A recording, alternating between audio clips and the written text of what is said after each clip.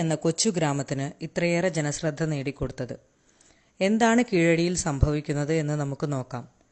തമിഴ്നാട്ടിലെ മധുരൈ, ശിവഗംഗൈ ജില്ലകളുടെ അതിർത്തിയിലുള്ള ഒരു കൊച്ചു ഗ്രാമമാണ് കീഴടി അഥവാ കീഴടി. ആർക്കിയോളജിക്കൽ സർവേ ഓഫ് ഇന്ത്യയും തമിഴ്നാട് ആർക്കിയോളജിക്കൽ ഡിപ്പാർട്ട്മെന്റും ചേർന്ന് നടത്തിയ ഖനനത്തിൽ റേഡിയോ കാർബൺ ഡേറ്റിംഗിലൂടെ BCE 6-ാം നൂറ്റാണ്ടിലെ സംഘകാലഘട്ടത്തിന്റെ അവശേഷിപ്പുകൾ കണ്ടെത്തി. വൈഗൈ നദിയോട് ചേർന്ന് ഒരു നാഗരികത ഉണ്ടായിരുന്നു എന്ന് ഇതിൽ നിന്നും മനസ്സിലായി. 1973 കീഴടിയിലെ ഒരു സ്കൂൾ ഹെഡ് മാസ്റ്റർ ആയിരുന്ന ബാലസുബ്രഹ്മണ്യം എന്ന അധ്യാപകനാണ് കീഴടി ഖനനത്തിന് തുടക്കം കുറിച്ചത്. സ്കൂളിൽ ഒരു കിണർ കുഴിക്കുന്നതിനിടയിൽ ചില മൺപാത്രങ്ങളുടെ അവശിഷ്ടങ്ങൾ ലഭിക്കുകയും സംശയം തോന്നി അത് കേന്ദ്ര ഗവൺമെന്റിന്റെ ആർക്കിയോളജിക്കൽ ഡിപ്പാർട്ട്മെന്റിന് അയക്കുകയും ചെയ്തു. അങ്ങനെ 11 പേർ അടങ്ങുന്ന ഒരു സംഘം സംഘകാലത്തിൽ അധികമായി പ്രതിപാദിക്കുന്ന മധുരയിലേക്ക് വന്നു. അമർനാഥ് രാമകൃഷ്ണൻ എന്നയാളുടെ നേതൃത്വത്തിൽ ഔദ്യോഗികമായി ഖനനം ആരംഭിക്കുകയും ചെയ്തു. തമിഴ്നാട്ടിൽ തന്നെ ഉത്ഭവിച്ച് തമിഴ്നാട്ടിൽ തന്നെ അവസാനിക്കുന്ന 258 കിലോമീറ്റർ നീളമുള്ള വൈഗൈ നദിയോട് ചേർന്നാണ് ഇത്രയും അഡ്വാൻസ് ആയ ഒരു നാഗരികതയെ കണ്ടുപിടിച്ചത്. 4 ഘട്ടങ്ങളിലായാണ് ഖനനം നടന്നത്. 2ാം ഘട്ട ഖനനത്തിൽ നിന്ന് ലഭിച്ച അവശിഷ്ടങ്ങൾ ഫ്ലോറിഡയിൽ അയച്ചു പഠനം നടത്തിയപ്പോൾ ഞെട്ടിക്കുന്ന പല വിവരങ്ങളും പുറത്തുവന്നു.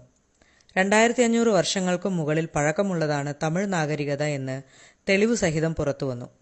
അതുവരെ സിന്ധു നദീതട നാഗരികതയാണ് ഏറ്റവും പഴയത് എന്ന് വിശ്വസിച്ചിരുന്ന നമ്മൾ വൈഗൈ നദീതട സംസ്കാരം അതിനേക്കാളും പഴക്കം ചെന്നതാണ് എന്ന് തെളിയിച്ചു. ഒരുപാട് രാഷ്ട്രീയ പ്രശ്നങ്ങൾ നേരിട്ട കീഴടിയിലെ ഖനനം പലപ്പോഴും നിർത്തിവെക്കുകയും മറ്റും ചെയ്തു. ഒരുപാട് നിയമയുദ്ധങ്ങൾക്കൊടുവിൽ 2017 ഖനനം പുനരാരംഭിക്കുകയും മൺമറഞ്ഞുപോയ ഒരു നഗരം മുഴുവനും കണ്ടെത്താനും കഴിഞ്ഞു. ലഭിച്ച അവശിഷ്ടങ്ങളിൽ നിന്നും എങ്ങനെയായിരുന്നു വൈഗൈ നദീതട സംസ്കാരം എന്ന് നോക്കാം. കീഴടിയിൽ നിന്നു ലഭിച്ച വസ്തുക്കൾ പരിശോധിക്കുമ്പോൾ അക്കാലത്ത് ഭാഷയും ലിപിയും ഉണ്ടായിരുന്നതായി മനസ്സിലാക്കാൻ കഴിഞ്ഞു. 2600 വർഷങ്ങൾക്ക് മുൻപേ, അതായത് സംഘകാലത്തിനും പല ആണ്ടുകൾ മുൻപേ തന്നെ കീഴടിയിൽ ജീവിച്ചിരുന്നവർ എഴുത്തും വായനയും വശമുള്ളവരായിരുന്നതായി തെളിയുന്നു. ഇതിൽ നിന്നും ലോകത്തുള്ള എല്ലാ ഭാഷകളിലും വെച്ച് തമിഴ് ഭാഷയാണ് ഏറ്റവും പഴക്കമുള്ളത് എന്ന് തെളിവാകുന്നു. അതുപോലെ തന്നെ കീഴടിയിൽ നിന്ന് ലഭിച്ച വസ്തുക്കളിൽ നിന്ന് ഒന്നിൽ പോലും ദൈവാരാധനയെ സൂചിപ്പിക്കുന്ന ഒന്നും തന്നെ ലഭിച്ചിട്ടില്ല. അതിൽ നിന്നും അന്നത്തെ ജനത ദൈവവിശ്വാസത്തെ പിന്തുടർന്നിട്ടില്ല എന്ന നിഗമനത്തിലെത്തുന്നു. മുത്ത്, സ്വർണം കൊണ്ടുള്ള പലവിധ സാധനങ്ങൾ, ചതുരംഗ പലകകൾ എന്നിവയും കണ്ടെടുത്തു. വൃത്തിയുള്ള തറയോടുകൾ, ഉയരത്തിലുള്ള ചുമർ എന്നിവയടങ്ങുന്ന കെട്ടിടങ്ങൾ, വീട്ടിനകത്തു തന്നെ ശൗചാലയങ്ങൾ ഉണ്ടായിരുന്നുവെന്നും സ്ത്രീകൾ അത് ഉപയോഗിച്ചിരിക്കാമെന്നും നിഗമനത്തിലെത്തുന്നു. ഇപ്പോഴും ഇന്ത്യയിൽ പലയിടത്തും തുറസായ സ്ഥലങ്ങളിൽ മലമൂത്ര വിസർജനം നടത്തുന്നത് ഒരു സാമൂഹിക പ്രശ്നമായി നിലനിൽക്കെ 2600 വർഷങ്ങൾക്ക് മുൻപേ കീഴടിയിൽ ശൗചാലയം ഉപയോഗിച്ചിരുന്നത് അന്നത്തെ ജനത എത്രത്തോളം സാംസ്കാരിക പുരോഗതിയുള്ളവരായിരുന്നു എന്ന് നമുക്ക് മനസ്സിലാക്കാം. ഇതുമാത്രമല്ല, അഫ്ഗാനിസ്ഥാനും റോമും ആയി വാണിജ്യ ബന്ധങ്ങൾ കീഴടിക്ക് ഉണ്ടായിരുന്നതായും തെളിവുകൾ സൂചിപ്പിക്കുന്നു. എണ്ണമറ്റ തൊഴിൽശാലകളും പ്രത്യേകമായി ഉണ്ടായിരുന്നതായും കണ്ടുപിടിക്കപ്പെട്ടിരിക്കുന്നു. ധാരാളം കുഴൽ രൂപത്തിലുള്ള ഭാഗങ്ങൾ ഇത്തരം തൊഴിൽശാലകളിൽ ഉണ്ടായിരുന്നു.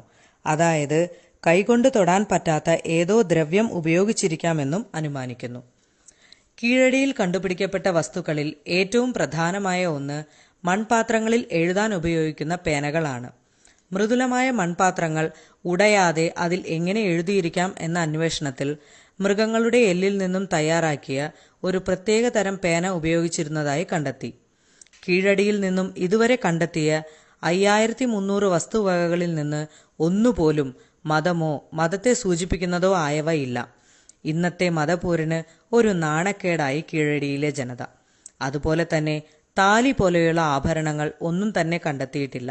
ഇതിനാൽ വിവാഹം എന്നത് 2 മനസ്സുകളുടെ വിശ്വാസത്തിൽ അധിഷ്ഠിതമായിരുന്നു എന്ന് കീഴടി ജനത വിശ്വസിച്ചിരുന്നു. ആ വിശ്വാസങ്ങൾ തകർന്നപ്പോഴായിരിക്കാം ഇന്നു കാണുന്ന താലി പോലെയുള്ള പ്രതീകങ്ങൾ വിവാഹത്തിൽ മുഖ്യ പങ്ക് വഹിക്കാൻ കാരണമായിരിക്കുന്നത് എന്ന് ചരിത്രകാരന്മാർ പറയുന്നു. വളരെ വിചിത്രമായ ഒന്ന് കീഴടി ഖനനത്തിൽ നിന്നും കിട്ടി.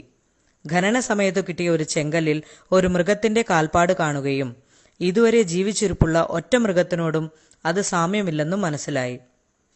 പിന്നീട് അപ്പോൾ ഉണ്ടായിരുന്ന ഒരു നായയുടെ കാൽപാദമാണ് അതെന്നും ഒരു പുലിയെപ്പോലും ഒറ്റടിക്ക് തീർക്കാൻ ഇത്തരം മൃഗങ്ങൾക്ക് സാധിക്കും എന്നും തെളിവുകൾ നിഗമനം ചെയ്യുന്നു.